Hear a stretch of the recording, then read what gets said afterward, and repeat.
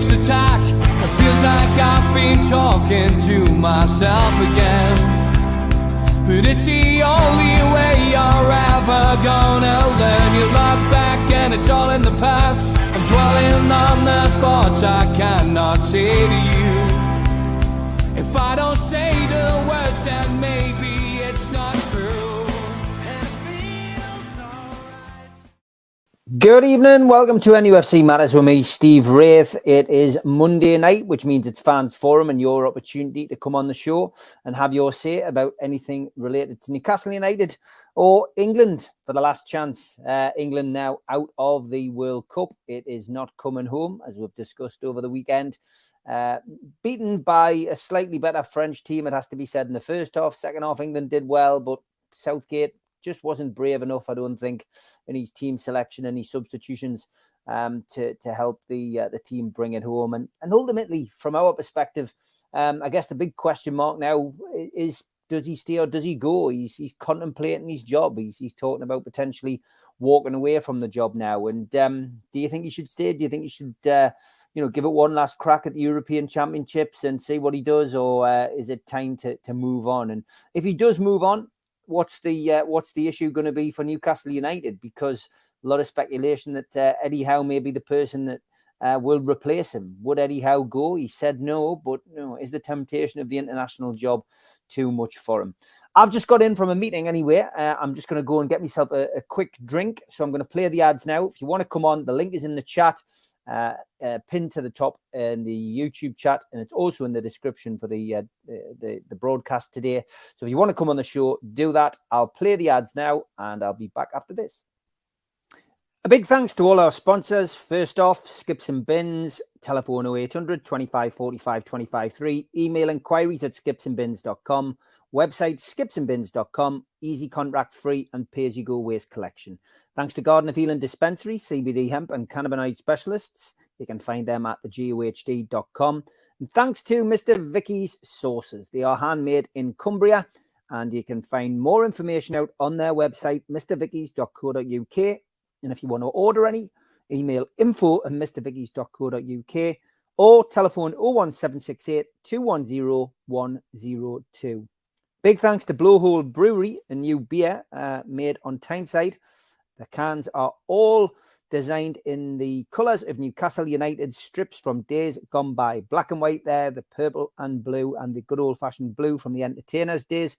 But get more information on the Blowhole Brewery range, such as Geordie Juice, from blowholebrewery.co.uk.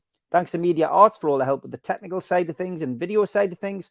And thanks to qtechshop.co.uk, the makers of pool tables and snooker tables in Wallsend, Newcastle, and the guys who do our website, nufcmatters.com. If you want to subscribe to the show, then all you need to do is click the subscribe button below. You can also hit the thumb up, which does us a favor by liking the video, and click share to your social media, such as Twitter and Facebook. We're also available as a podcast on iTunes and Spotify and the rest. And if you want to contribute to the show, use the QR code. It takes you straight to the membership pack, and you can join the channel. What do you get for your membership pack? You get a scarf, a cup, a pen, and a membership card, and entry into the monthly draw. You can also make a donation by hitting the $sign in the chat tonight. We also give you something for free if you subscribe to the show.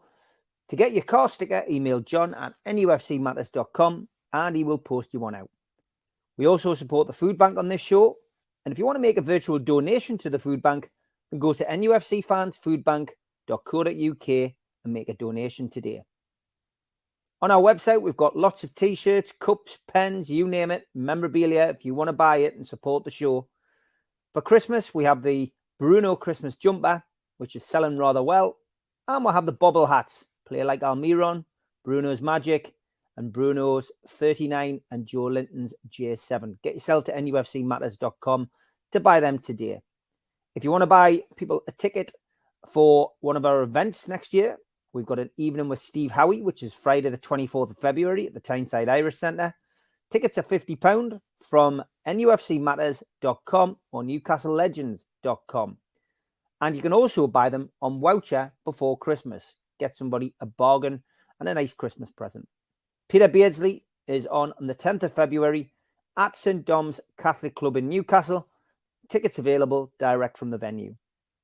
And for this one, Friday the 2nd of June next year at the Grand Hotel in Gosforth, 6:30 start, an evening with Rob Lee, Lee Clark and John Beresford. To book tickets, contact Natalie at heelandtour.org.uk or visit their website, heelandtour.org.uk/events.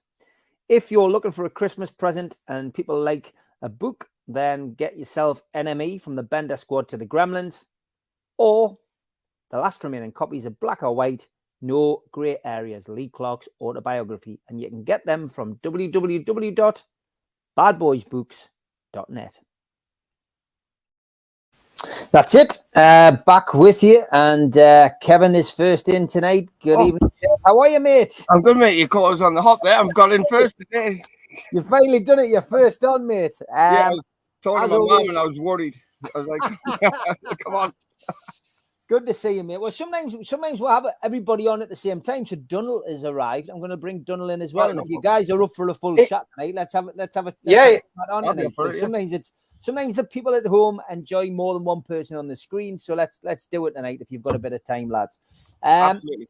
First up, let's go over what Tom Dixon and Tom Lynch have both said. Newcastle's Carabao Cup fourth round tie with Bournemouth has been brought forward by 24 hours. Due to the planned NHS strike action, the game will now take place on Tuesday, the 20th of December. Kick-off 7:45. And Tom says, evening, everyone. Yep, I've seen the news about the League Cup game shifted to next Tuesday. I feel really sorry for those inconvenienced, but at the same time, there needs to be medical cover. And Mossa says, evening, all bad news for some regarding the Cup game. I mean, it's one of those situations, Kev, because ultimately there's a strike. The club have to do what's best for the supporters going. I realise, unfortunately, strike action can impede on football supporters, whether it's the trains going on strike and it means that those travelling from further afield can't get here, whether it means away supporters can't travel. We've been on the other side of that, of course. Medical situation is obviously very important, and an NHS strike means they've got to do what is best for the supporters. They have to put the supporters first, Kev. Yeah, and it's, I worked at the stadium. My mom still works at the stadium. So it's like a health and safety issue for the game to go ahead, along with policing, whatever that, public service it is. You have to have them in there, even a certain amount of stewards within the stadium anyway, just for a game to go ahead. So I understand it. It's unfortunate, but, yes, so it's one of them ones. Nothing really as fans you can do about it. I mean, I'm out here in the United States, so I'll get to watch it probably anyway, but so it doesn't really affect me. But at the same time, for those who've had hotels or train rides up or however they're going to get to the game, it really impacts them because some of them are non-refundable and all the above. Yeah, so it's just disappointing, unfortunately, that they have to strike because I say there's a lot, like any medical staff, any police, whoever, whatever country you live in, they should be the best paid people on the planet, in my opinion, because of what they do for a living. So yeah, again, it's just unfortunate, but it is what it. Unfortunately, nothing we can do about it as fans. It's more from a health and safety perspective for the fan, So it's a double edge. Yeah, Dunnell, it's it's not the first time a game has been changed, for a variety of reasons. But NHS strike is a first for me. I've got to be honest, and it doesn't happen very often. But I think it's a sensible move by the club. I'm not sure what you feel. I think it's a very sensible club because at the end of the day, health of every individual who goes to the match is important. And, if, say it did happen on the day it was meant to happen, then we're going to come unstuck, aren't we? Because there's no medical cover. But God forbid anything does happen on Tuesday, something does happen on Tuesday, which is, unfortunate, then at least there's staff there, to help, revive that person or whatever. But, safety first, safety of participants, supporters is, number one priority. End of the day. Yeah, I think we all agree on that. I think we all agree on that 100%. England then, Kev, I wouldn't say crashed out.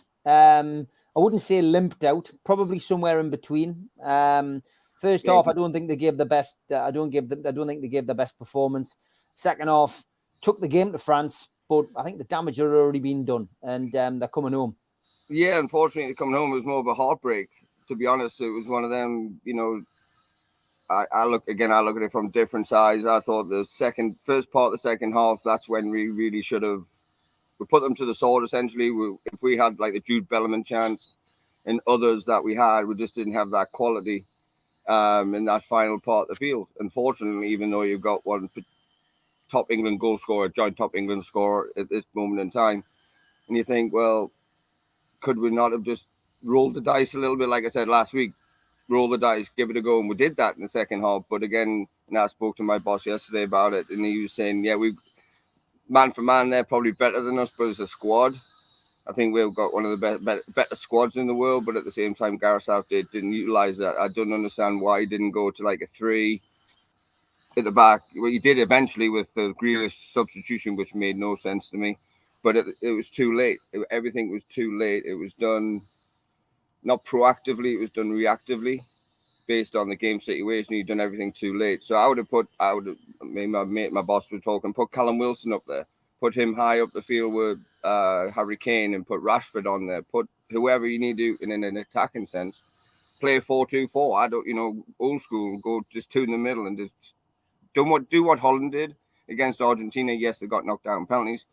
I mean, that Weghorst for, I think he's a Burnley, however, he was just colossus up there. He won everything with De Jong. And that's what they needed, because France couldn't, I don't think they would have handled that. But at the same time, for their second goal, Harry Maguire getting the wrong side, Giroud getting in between John Stones. I mean, there's a lack of communication there. And that should never happen as a centre back, as a pair. You should always communicate with the goalkeeper. But going to that, I thought Pickford should have maybe done a little bit better for their first one. Even though it went through a lot of bodies, even though it went through Bellingham's legs or whatever, I think he still should have got. Granted, he's moving and short arms and all them jokes that we make about him, still a good goalkeeper, but still, I think he should have done a little bit better with that. Maybe got a hand onto it or something. It's relative, but at the same time, yeah, it's disappointing. I mean, when Harry Kane missed the penalty, a mate of mine was over here. He's brand new to the game, and he was all involved. But I fell on the floor when I was going to put my mortgage on him scoring. But I understand the pressure of getting to the top goal scorer, being England's captain, being the literally whole football world watching you at this moment in time and see, can you deal with that pressure? And like the professional said last night, your club teammates standing 12 yards away from you. So he knows you inside out and you know him inside out. So the mind games come into effect. And then when he blazed it over, and I fell into the fetal position. I just couldn't, literally couldn't believe it. But at the end of the day, the people talking about the success of Gareth Southgate, like we've always said, if he's done that and lifted a trophy, that's success for me, regardless of the, because that's the business. You're winning. That's what you need to do. Yes, we've advanced in tournaments. He's beat Salf Ramsey. Blah blah blah. Yes, that's fantastic, but what's he got to show for it? Yeah, it's essentially, But that's just the business. That's the nuts and bolts of it. It's the fine margins. So It's disappointing, but at the end of the day, I think about where we've got to against France is about where we are right now in terms of winning something.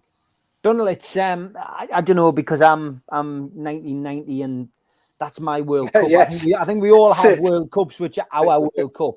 Yeah. 1990 was ours. And I've still not really got over the disappointment of that. I'm watching the excellent documentary, on Sky Documentaries in a minute, which takes you through that particular World Cup from the different countries' perspectives.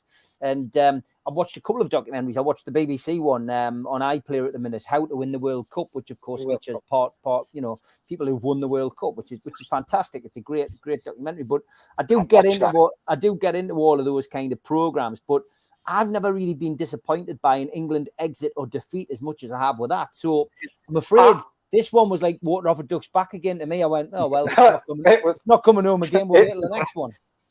Yeah, I'm with you on that, Steve, because you and I obviously similar age group. In 1990, we were like, I think we were apprehensive, thinking, oh, we're in the semi-final. We could see something happen here.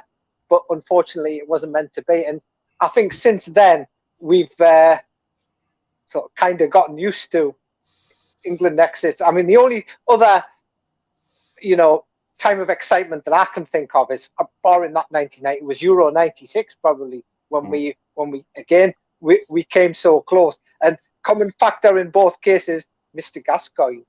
But I think it looks like we'll have to just enjoy the ladies Euro win for this year, I think. Yeah, win's a win, right? Wins a win. Exactly. Yeah, at least they brought it home. At least they brought it home, which Yeah. is good. Yeah. Of course, the big question then, Kevin, is does Southgate stay or does he go? And whereas most people thought he would just see through his contract, the murmurings in the press have now become more than that, with Southgate confirming that he's a conflict with what he does. Because I guess when you've been to a semi-final and you've been to a final, and then you get to the World Cups and you get knocked out in the quarters, that's going backwards. That's not going forwards. And I think he thinks more about England than he does himself, which is great and it's admirable. Right. But I think we have reached a bit of a pass here, and I'm not sure what the answer is, because I'm not even going to suggest Eddie Howe's going to take the job, because I genuinely don't think Howe will take the job. I think he's too happy at Newcastle at this moment in time, and it would be a polite no. I don't think they could coax him away from St James's Park. However, it's who replaces him if he goes, I guess. So, big decision to be made, Kevin. It is, and as you were talking about, it's a bit of a crossroads for the FA. Which direction do they want to go? Do they want to go like more progressive, or do they want to be the same? Is it going to be the same was, job for the boys type of thing with an English coach? We went down the foreign road, kind of worked a little bit, but it was with a golden generation, and it was probably not the right time for a foreign manager to come in with those types of players. Again, picking wrong players in the wrong times, whatever. But I'll throw a name out there, and he's not in a job at the minute, and enjoyed the way it didn't work out for him within the Premier League. But I'll go like a Thomas Tuchel, something like that. He's quite a progressive type of manager. It's like an Eddie Howe, the way he types of play, like a Klopp, the high press. It's a different type of football. But I don't think the FA have got the actual gumption to make that decision. I think it'll be somebody like a Potter, or they'll go to Eddie Howe, or they'll stay within the FA somewhere along the line from a 21s coach or something like that. But yeah, somebody like that, somebody who's younger, somebody who's got a bit more fresh of an idea, like an Eddie Howe. But I don't, like you said, I don't think it's not within his makeup to be sitting on the sideline evaluating players once every so often, coming in and working with players. He's more of a day-to-day, actual developing everybody every day at the same time, and bringing a group, as what we've seen over the past 14 months, with Newcastle United. So again, I'll just throw Thomas Tuchel into the ring, and a bit more progressive. Yeah, go foreign manager, or even the Morocco coach, who looks a bit like you, Steve, to be fair. Yeah, I did. Even I put myself in for that lookalike. Yeah, there you go. But it's they put on the front foot. It's high energy. That's what somebody completely different, somebody who's not been involved probably in English football, but understand the game of it. You don't have to understand English football. It's not that rocket. It's not. We just want it again. A team that tries and works hard and play some decent football and go deep into tournaments. So yeah, I'll just throw Thomas Tuchel out there as a little cheeky bet with Mr. Joe when he ever gets back on, see what the odds are on that. What do you reckon, Donaldin? Is is Southgate going to stick around? I mean, the song goes, Southgate, you're the one. I still think England fans would like to see Southgate stay, but he seems, by his own admittance, he's in a bit of conflict with himself. Yeah, I mean, as you've just alluded to earlier, Steve, obviously we went from World Cup semi-final, then Euros final, this time round quarter-final. That's the graph is going the other way in terms of progression. It's not going up. It's gone back down again, hasn't it?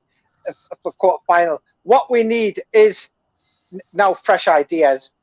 Example that Kev alluded to there, Thomas Tuchel, because what we also need to establish with England is an identity of playing. England have not had an identity of playing. We know what, for example, I'll give you another example. Like in 2008, 2010, Barcelona and Spain had the tiki-taka, yeah? Yep. And the Dutch from the 70s to the 80s, the Euro 88, had that total football. What I struggle with is what's England's philosophy? What's England's identity of playing? And whoever, say, takes over from Southgate has to say, right, has to be his own man, not a yes man, say, right, lads, this is how we're going to play. And then once he has his vision of his philosophy, how are we going to play, then he goes round the grounds and think, right, who fits into the system of how I want to play? Mm-hmm. Yep. And that's what happened. When whoever that man is, I don't know, because obviously, we're not FA, we're just football fans. But that's what needs to happen. And once England has a philosophy, identity established, then it can. Yeah. All right. Well, I mean, Kevin's put Tuchel in the frame. Anybody you can think of that you would put in the frame? To be honest, off the top of my head, no. I mean, I'll chuck in Potter. Potter's somebody who essentially has got, an opportunity at Chelsea at the moment. But I mean, the amigos especially will tell you that they feel that, if the results continue in the same vein after Christmas, Potter could well be out of that job by January. Yeah, they think the American owner is probably going to be, trigger happy if things don't go to, to schedule. So I guess from my point of view, I think Potter's still in the driving seat with England. I think Howe would be a good second choice for England if Potter said no. But they've been foreign before. Simeone, I've seen people mention him as a potential. Tuchel's a good shout, because Tuchel is a good shout. Yeah. Personally, I don't think club level suits Tuchel. I think he upsets the apple cart too much. I think dealing with players on a day-to-day basis, I just don't think that's for him. But yeah, it's fascinating. It's a fascinating situation. And I guess watching these documentaries, as I have done over the World Cup as well, and there's plenty of them out there. It's just reflecting on days gone by with previous England managers and looking at who we got. And, it's a bit like watching Manchester United at the minute, who, just don't seem to be able to find the right fit. England at times haven't been able to find the right fit. And the right fits, to be honest, are the ones that they never pick. Yeah, Brian Clough's, for example. They went against the great picking Terry Venables. And Venables is a proper, a proper players kind of manager, they love him. He gets in there. Bobby Robson.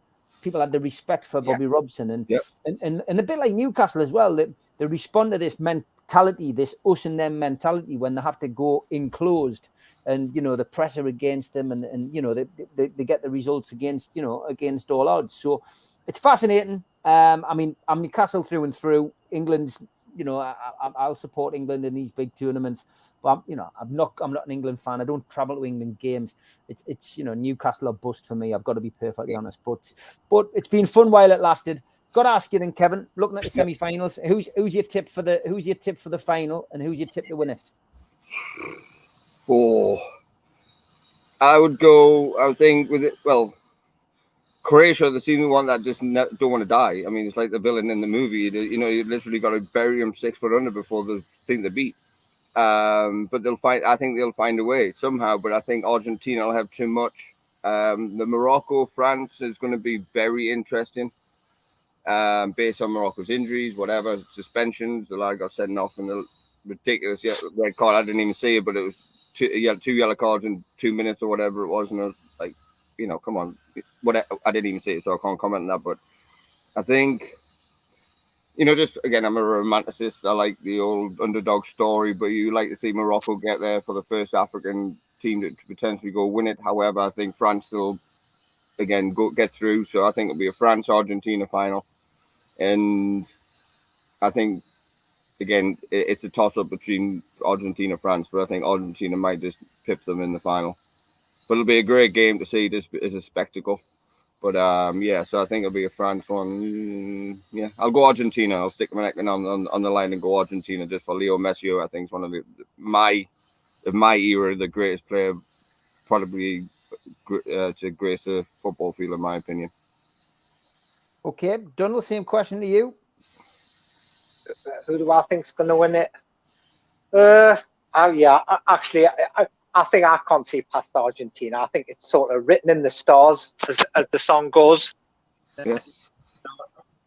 And that'll be putting into the debate of, who's better, Ronaldo, Messi, etc., etc. So, because it's got that last hurrah written to, that last one song for Messi, the last hurrah for Messi sort of thing. So, I think it'll be Argentina. How they do it, I don't know. Could be penalties even. I don't know. But as I say, I think. I've got to be honest. I've watched Argentina and I've watched France. Personally speaking, I think you're right, guys. I think it'll be a France against Argentina final. I'm going to go Mbappe. I think France will win it. It's. I think it's going to be a tight final. I don't think it's going to be as entertaining as everybody expects, but I think it'll be tears for Messi. And I think you say who ends up with the best legacy. I think Ronaldo has blotted his copybook at club level and now at international level with his histrionics. I don't think, and listen, we have to remember these people are human beings. I don't think what's happened in his personal life has helped Ronaldo in the slightest. Got every sympathy for what happened with him, with his child. And I genuinely think nothing has been said about that. And I genuinely think that, maybe he needs help. Just looking at what's happened within his family circle and the trauma that you have, with any child in that situation is something which I just don't think people have given them any look. And maybe he's not getting the help. Maybe he doesn't want the help. Maybe he hasn't asked for the help. But I just genuinely feel that is why we've seen a big change in Ronaldo. And it might even just be something in his subconscious. But with all the kind of backroom staff and doctors and psychologists and stuff like that we have at football clubs now, I just wonder whether this is something that's been missed. And, maybe that'll come out in the future. But, Ronaldo's been a fantastic player, brilliant player, one of the best we've seen ever. And it's just a pity that he has, in all intents and purposes on the public stage, blotted his copybook both for club and country. So I think Messi wins hands down. And Ronaldo always, for me, has been, I guess, I've always admired Ronaldo because he had the bravery and the guts to go out to different countries and play in other leagues. Messi's never done that. Do you know what I mean? Messi, until recently, and he's never gone out and so for me, Ronaldo always had that slight edge. But it's down to everybody's opinion. Yeah, exactly right. Yeah. A good point. A couple of things in the chat here. What's your thoughts on Eddie Howe among the favourites to replace Gareth Southgate? Tom, we've spoken about that in depth. But we don't want that to happen. No way is Howe replacing Southgate. He's even said about wanting the day-to-day involvement and said it's taken away from you in international football. So I think that's a no. I would agree. And transfers. Well, the transfer window is going to be open in a month's time. We'll be in the thick of it by then. BT says, do you think that Newcastle need to sign Christian Pulisic, considering that we already have 3 strikers? Do we have 3 strikers? Are you counting Isak as a striker there? Kevin, Pulisic, I mean, it's one that got linked early, in the last transfer window. We didn't say anything coming from that. Is he going to come to Newcastle? I don't think he will. I don't think he will. I mean, I'll just go back to the game US Holland, and he had that chance early doors, and if the high level of player that we presume that he is based on that he's at Chelsea, he should have buried that in USA or 1-0 up, and it didn't happen. So you've got to look at that from that standpoint. But no, I think I wouldn't go for him again. I would go to Madison. The boy again looks like you, Steve, who plays central midfield for Morocco, who's a bit of a unit, gets about the park, and he'll just kick anything literally above grass. But he can play at the same time. It's that type of player we need. Not that we're too nice in the middle of the park. I think we're just too nice in the middle of the park, if that makes sense. We just need that bit of grit. We need that a bit, not defensively, but just somebody who can, like a Moji Army, who can break play up, like a Czech Chiote, somebody like that. I mean, I'm sure there's a lot of players out there, but that guy from Morocco, I watched him against whoever it was in the last game, and he ran everywhere. He had injections in him, and he was struggling, but he played the full game, and he covered every blade of grass, and he kept their team ticking over. And so yeah, I wouldn't go for Pulisic. I think that ship sailed a little bit. I would go and I heard it from the professionals, but I watched a little bit earlier today and last night. Is like a right back, more defensive cover in a right back, left back area. Not I didn't say at the start, but just somebody to sort of, again, I'm all for the competition element. If you bring a good young, not like 18, 19, but like a young early 20s to just push, because Kieran Trippier is not going to be around forever. Matt Target doesn't seem like he can get into the side. There's always an issue or something wrong or an injury or an illness or something. Dambin, yes, he's covered at left back, but he's not a true left back. So I would look in those areas, even though we've got plenty cover at centre half. I'll just look in there. It's holding centre midfielder, whoever they decide. In Eddie we trust type of deal, and a left back and or right back, one of the two, either way. And I think couldn't name a player, but who I'm not Steve Nixon, the head of the recruitment, but let's see who he pulls out the bag. So that's where I'll go. Okay, what about you, Donald? Yeah, I mean, first of all, I think a holding midfield, defensive midfielder is, I would say, a priority. Somebody to play alongside who complements Bruno in the middle. So, because Bruno does his best work further up as what you call it, number 8 or whatever. Yeah. I don't, these numbers like take no, away. You got it right. It's the 2-8 higher up, and the holding midfielders. I'll keep it. Yeah, the 6. Yeah, it's I don't like these numbers like a takeaway menu in it. But Steve Bruce called it with false 10s and false 11s. 2 10s. But we need somebody who can do that job, who solely does that job. Wins it in the middle, gives it simple. Yep. Our own Kante or Makaleli or whatever. I know, because obviously Big Joe, he's more box to box, isn't he? He's not somebody who will hold. When he wins it, he likes to drive forward, so he sort of can't do that. And also, we definitely need to look at improving depth defensively as well, because, as you say, our back four are on the other side of 30 in 2 or 3 cases, like Shaw and Byrne, and obviously Trippier is now 32. So we need to be looking at the future there as well. Yeah. In terms of what's the word? Sort of a revolving door, rejuvenating the squad, updating the squad, because that's what will need to happen going down the line, because that's what your Man United and your Arsenal did. They updated their teams every season. That's what we're going to have to do as well. So that's where I would look at. France versus Croatia final, says Jody Toon for life. You got to remember as well, Modric. I mean, Modric against Messi, Argentina versus Croatia. There's another interesting one, because both of them world-class players. Both definitely going to play their last World Cup finals, you would imagine. So, it's going to be interesting. Even though England are out, it's still going to be an interesting end to the World Cup. And it's been, despite all the criticisms, despite all the misgivings, it's been fantastic. And the respect shown, I think, to everybody in that country, to everybody going over there, has been fantastic. And I've never heard any bad reports whatsoever. And great to see Morocco, going that one step further, than the likes of Ghana and Cameroon, by being the first African team to get to the semi-finals is great. Rachel says, would love Morocco to get to the final, but I think France will win the World Cup. Other transfers, BT, going on about outgoings here. He says, do you think if the club received the right offers for Lascelles, Fraser, Ritchie and Jamal Lewis, the club would allow them to leave? I mean, I've spoke about this on the professionals yesterday with Mitch and Stu, Kev. I mean, Lascelles being bigged up again by Eddie Howe, saying that he's a very important person in that dressing room. That's why he was given the captaincy He's a leader of men, even though he's not playing many games. He'd probably play in the rearranged Bournemouth game now. But you know, he's still an integral part of that dressing room. Fraser, we know, isn't happy, you know, not playing, so he probably will go. Richie at the moment, I believe, is taking his coaching badges, probably looking towards, you know, if he does get a move, getting one last paid day, but then, you know, going off to coach somewhere. Who knows? He could come back and help Eddie Howe. Yeah. Jamal Lewis, you know, hasn't had the look at Newcastle, and again, that's another one.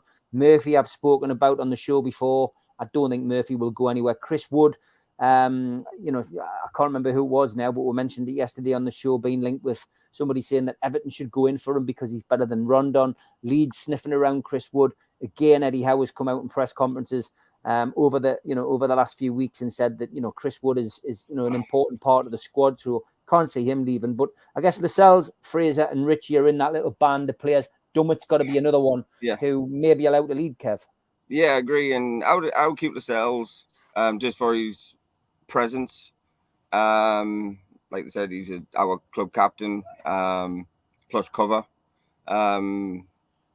I felt sorry. I watched the game against Al Hilal, and I felt sorry for Lewis. I genuinely did at left back. He just looked like a fish out of water, to be fair. He didn't know.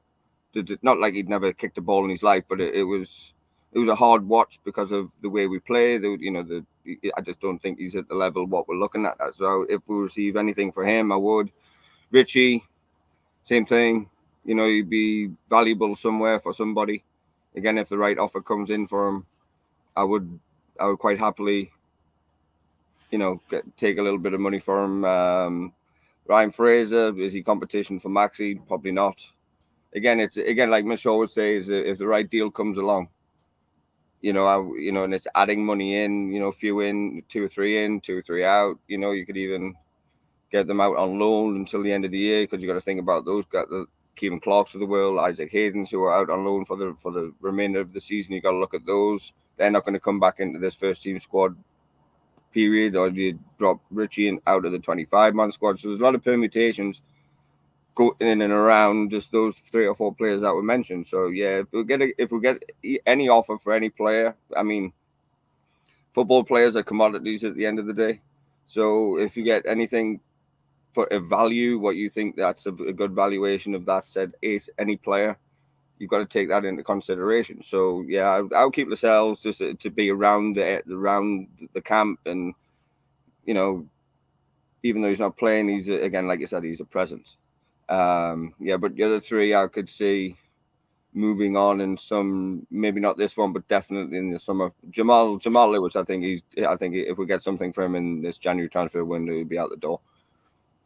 Okay, Donald, outgoings. You know, those names that I mentioned earlier are probably, you know, already at the exit door. Just a case of when, not if. But you know, any other names, mate?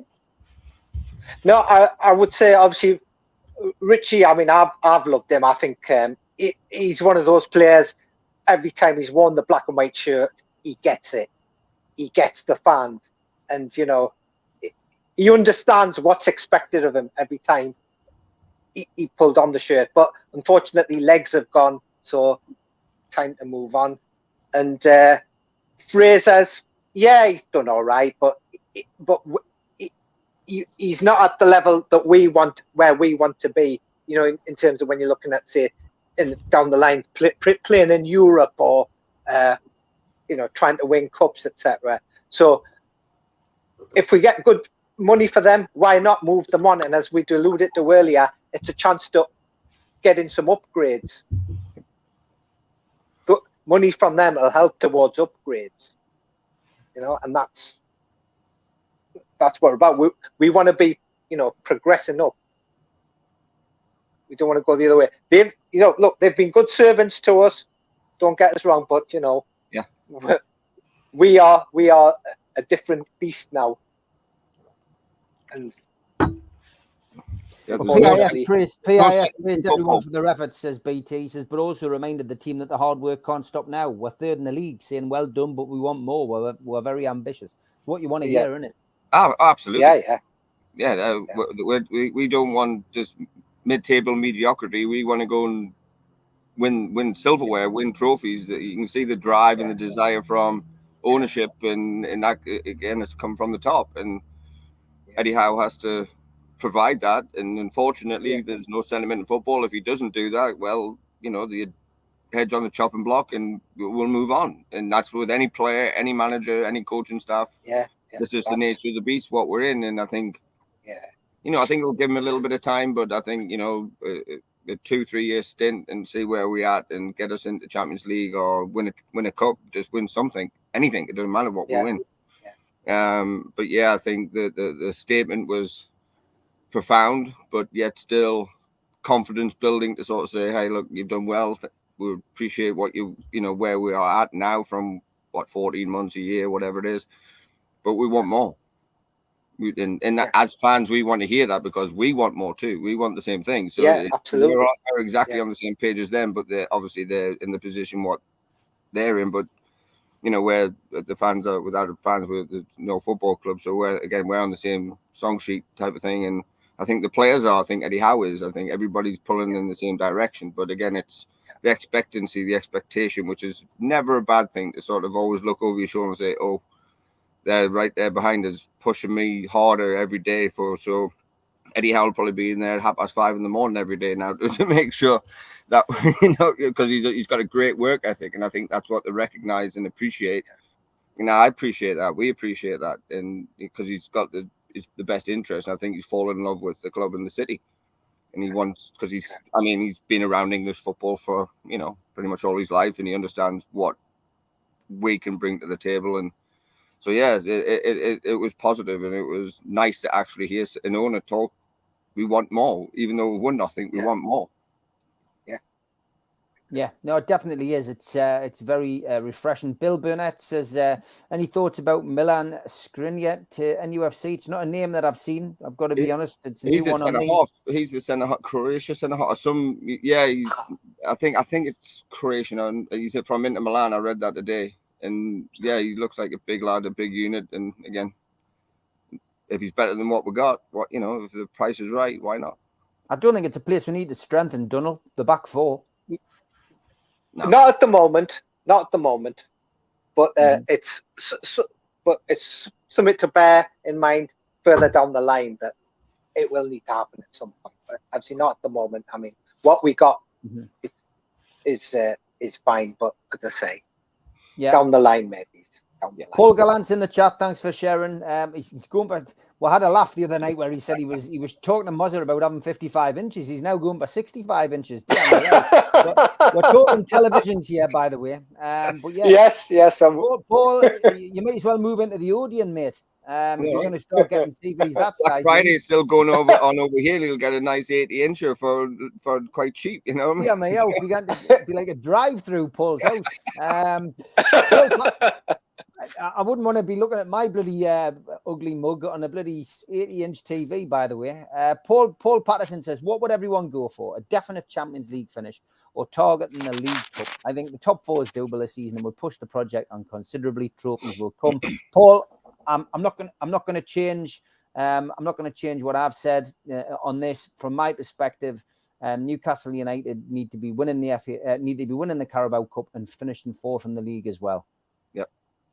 I agree, and the only trophy I've seen lifted, who I follow, which was Atlanta United in 2018, and I broke down with my boy. I was with my son in Mercedes-Benz Stadium with 80,000 other people, and it was the greatest thing ever to see a trophy being lifted, and that was the first in my lifetime.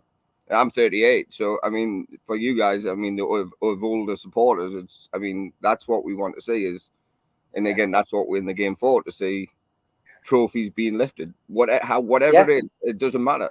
If it's the FA Cup, Carabao Cup, I don't know, back in the day, the Milk Cup, it doesn't matter. Whatever it is, let's lift it. And we want the gold medal around our necks. And but I would go for, like you said, Steve, I would take Champions League, yes. I would take Europa League. I would take Europa Conference. But as long as if we can get to the League Cup final, that's our biggest chance to win something this year.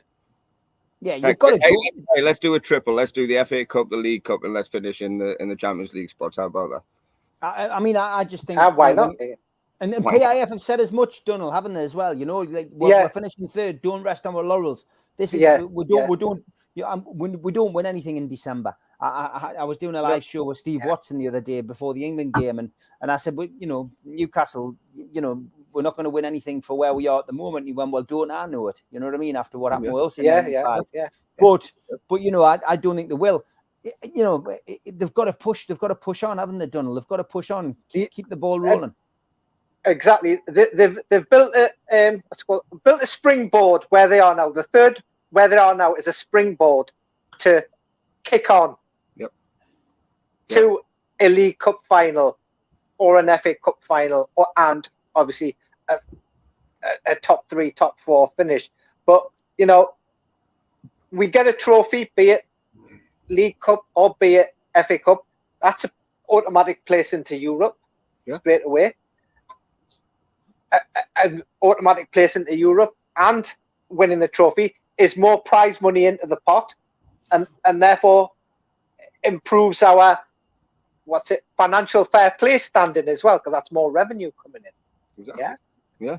Oh yeah, absolutely. And also, by winning a cup, we're going to gain more younger fans. More fans come on board. The younger element. So you know, it's all positive stuff. Whatever happens, it's all, you know, it's the trajectory is upward.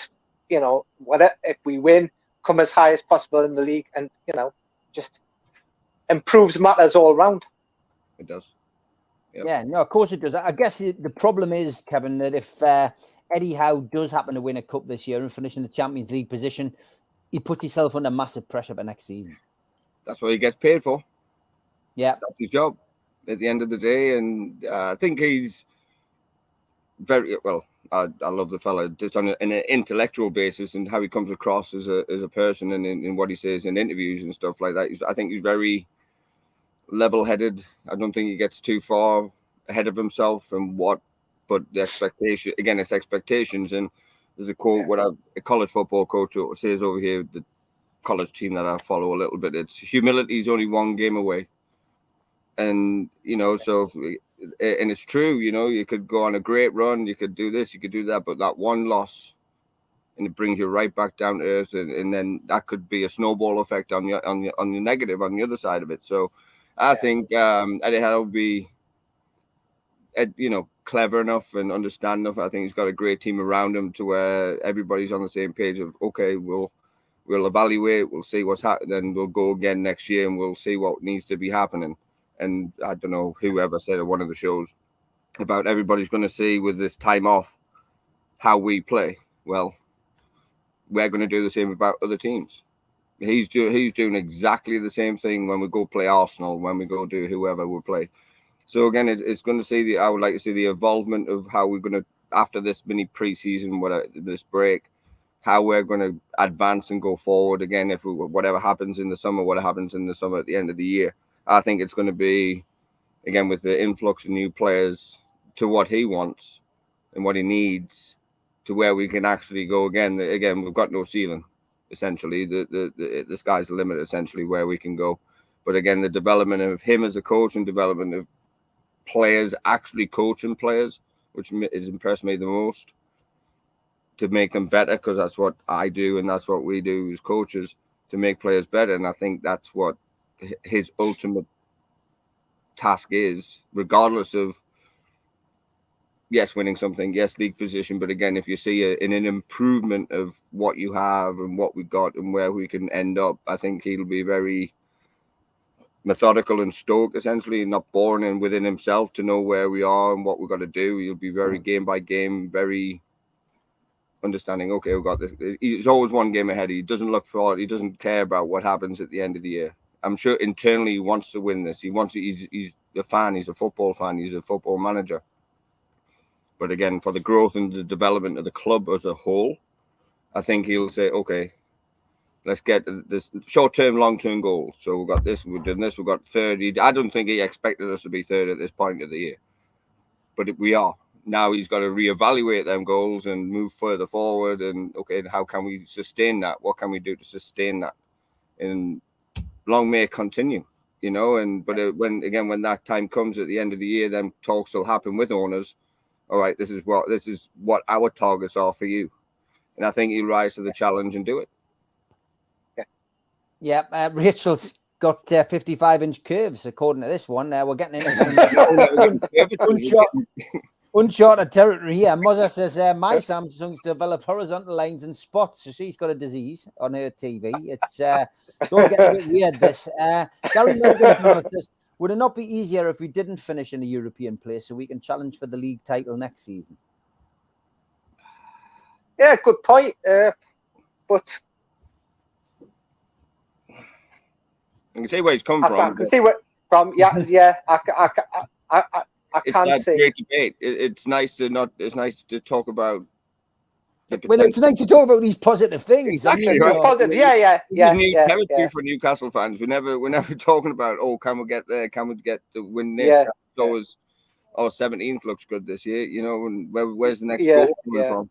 So Absolutely. I think we're all used to just being so depressed and down, and can we stay up? So, exactly. This is completely different. It is a completely different thing. Yano says, I've got 50 inches, but Steve Wraith on anything bigger than me tablet keeps me up at night. See, I told you that, mate. This is getting a bit... He says, it's the glare that gets you. Thanks, Steve. That's me halo, Steve. That's me halo. Yano says, just win the bloody thing this year. Exactly, mate. We're just, all we want to see is Newcastle United lifting a trophy. That'll do me. Absolutely. If we never won another trophy again, I'd be happy. But believe you me, we are going to be doing that 100%. I've got 65 inches one as well, and I don't use a tablet, says Jody Toompa Life. If you know, you know. Paul Gallant, what have you bloody started? It's a family show here, by the way. Paul comes back. Hi, Muzza. Before you plug in the LG, make sure you check the tilt on the base. What on earth does that mean? Yeah, God almighty, this is getting worse, Paul. You've turned this into an X-rated chat. It's a good job it's for adults. Okay, so Newcastle are back in action at the weekend, Kevin. It's a friendly, but Newcastle will be looking to get something out of this. And I guess the one plus point about the World Cup finishing for England is, from our perspective anyway, Bruno, Trippier, Pope, Callum Wilson. A, they've all come back unscathed. And B, they're back earlier than we were expecting them, which means they'll probably be available for Bournemouth, but if not, definitely for Leicester. Oh, absolutely. And I think they'll, again, professionals watching that and in agreement, it'll be integrated. I think there'll be not minimal minutes, but I think they'll get enough time to where they'll get that. The World Cups are emotional. England, from Brazil's perspective, and Fabian Shaw, even though they got knocked out, there's an emotional toll on that. So obviously being given time to sort of decompress a little bit and just sort of family time, all the rest of it. But I'm sure they'd be wanting to get back on that on hallowed turf at St James's Park to, get back going again. But at the same time, you've got to be careful. You can't just thrust them into a full 90 minutes and, because anything can happen with Wilson. He's got hamstrings like licorice, essentially. They could snap at any point. I just integrate them in 4, 5, 6, 7, 8 substitutions, bring them on for half an hour, give them a run out, get minutes under the legs, even in the Carabao Cup. Maybe start your strongest, but maybe put a Wilson on the bench, start Wood, bring him on, depending on how game goes. Sorry, airplane flying overhead. Hold on, it's not battling beside a private airport where I live, but no, so again, he manages his squad where he has to manage his squad properly. And, if it puts Wilson and Bruno, gives Trippier a start, or even start Wilson because he's hardly had a kick at the World Cup. So, it's a nice problem to have who he plays and just get them back in, get them surrounding the squad again, getting that team morale going again, even though they missed the Saudi trip. But I think that was never ever going to get lost within the players, the characters that they have.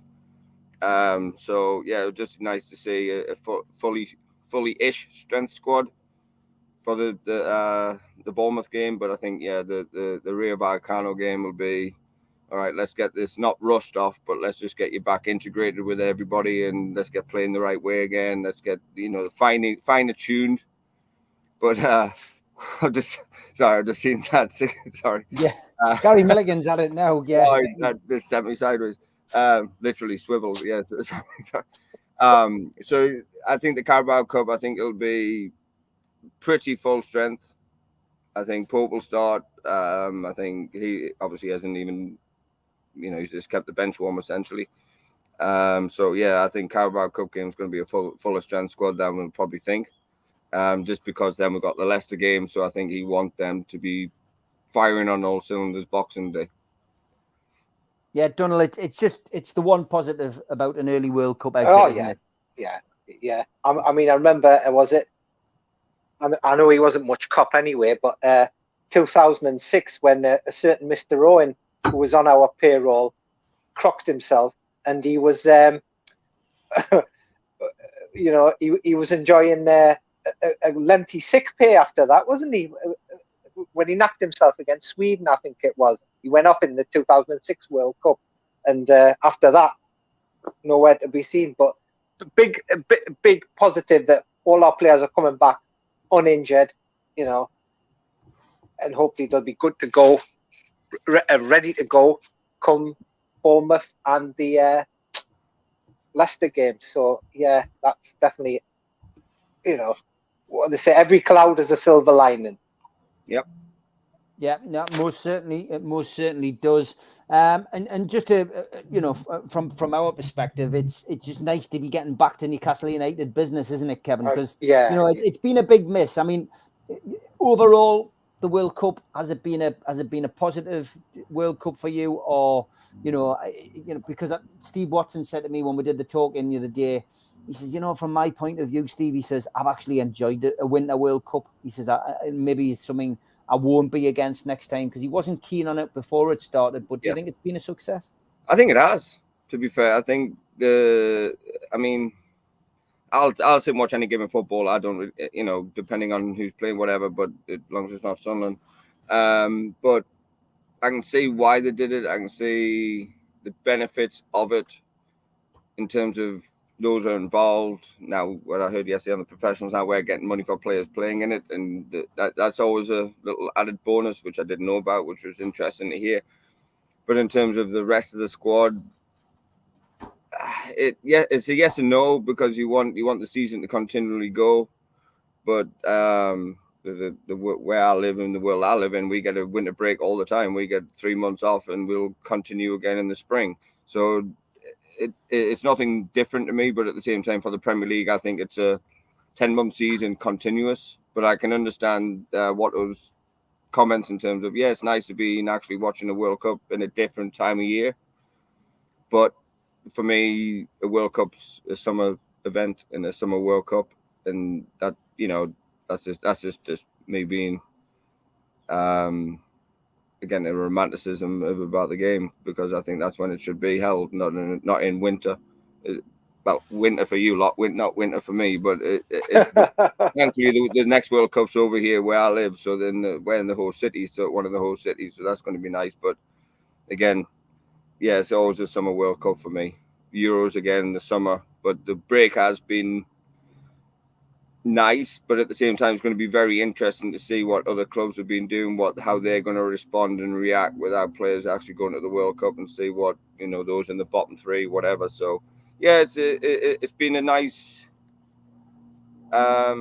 change, if you will, but at the same time, I'd rather sit and watch a Premier League game on a Saturday. I've been sitting watching games all week throughout the week, which has been nice as well, but at the same time, I'd rather sit and watch a Premier League game than a World Cup game, to be honest. Donald, final point to you, just about the World Cup. Has it been a success? Have you enjoyed it? I have, in the sense that it's been like a wake-up call that there's no easy games in international football anymore. Rest of the world are catching up. I'll give you an example. Saudi Arabia, that guy they've got coaching them. I mean, obviously, I've never heard of him, but he's got something about him. He managed to get, was it Zambia, to an African Nations Cup win. He also, I think, was what was it? I think he won it with Ivory Coast as well. And so, rest of the world is catching up in terms of football. And apart from Costa Rica and our 6-2 win. There weren't that many other sort of sound thrashings. Was there?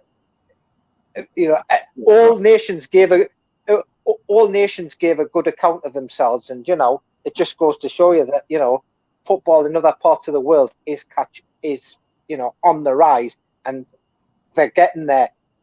Not quite there, and obviously African football, as has been shown with Morocco going to the semi-final, African football has progressed greatly in 30 odd years.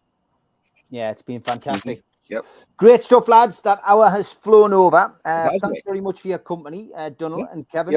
As always, pleasure to chat football with you guys. I will be back tomorrow morning, just after 10 o'clock with Ross Gregory. Wednesday this week, we'll see the Geordies here, Geordies there, team together at 6. Supermac and Gibbo again will be Thursday. I will have to pre-record that one though, so it will still go out at the usual time on Thursday.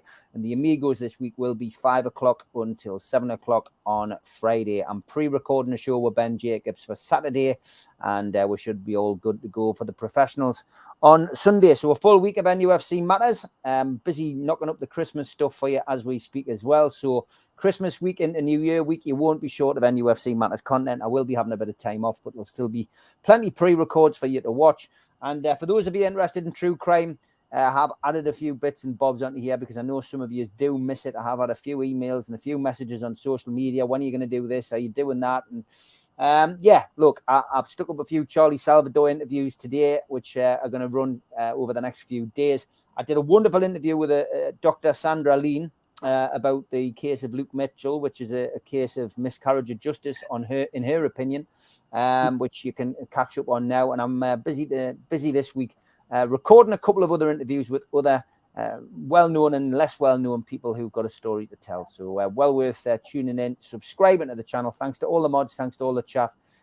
Thanks to you for watching, and thanks to Kevin and Donald for joining us tonight. Take care, lads. Have a good week. Cheers, mate. Have a good one. Everyone, cheers, everyone. You too. Cheers, mate. Thanks.